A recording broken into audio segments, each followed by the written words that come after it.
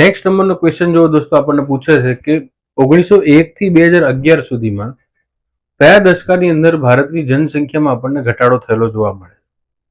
વર્ષ 1911 થી 21ના આ 10 વર્ષના સમયગાળા દરમિયાન આપણા દેશમાં રાષ્ટ્રવાદી ચળવળ ખૂબ જ આપણને જોવા મળી. ચંપારણ સત્યાગ્રહથી લઈને મિલ મજૂર આંદોલન કે જલિયાવાલા બાગ જેવી ઘટનાઓ આપણને જોવા મળી. આ જ અરસામાં આપણને 1914 થી 1918 દરમિયાન પહેલું વિશ્વયુદ્ધ થયું, જે 32 દેશો વચ્ચે લડાયું અને જેમાં ભારતના સૈનિકો જે છે એની પણ આહુતિ આપણને જોવા મળી. એ સિવાય વાત કરશું આપણે ભારતની અંદરથી બહુ મોટી એવી જનસંખ્યા સિંગાપુર કે પછી કેનેડા, વેનકુવર, સિયાટેલ જેવા રીજનની અંદર સ્થળાંતર થયા. તો આમ ઘણા બધા કારણોથી અને હજી એક કારણ આપણને જોવા મળે, પ્લેગ અથવા તો મરકી જેવા રોગનું કારણ, રોગચાળો ફાટી નીકળવો, એમાં ખાસ કરીને પ્લેગ આપણે કહેશું એમાં.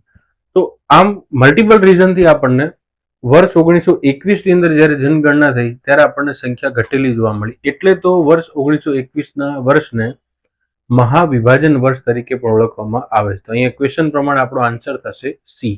થેન્ક યુ દોસ્તો.